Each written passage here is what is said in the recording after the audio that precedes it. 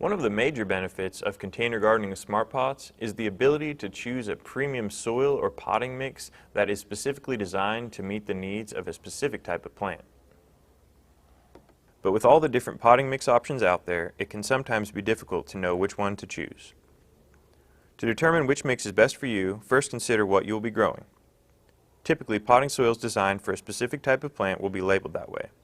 For example, soils for starting seeds are aptly named seed starting mix and will be a lighter soil containing a large amount of peat. The peat acts as a natural fungicide which helps prevent diseases that are common with seedlings. Cactus and succulent soils will have a more gravelly texture, while tree and shrub soils often contain more compost and sand. There are also many varieties of all-purpose potting mixes that can be used for a wide range of plants. Another important thing to consider when selecting the proper mix is the source of fertilizer. Soils with naturally derived nutrients will be labeled as such and are often OMRI listed, while synthetic blend soils contain phrases like feeds for 6 months. By choosing the right soil for your plants, you can experience more growth, higher yields, and overall healthier plants.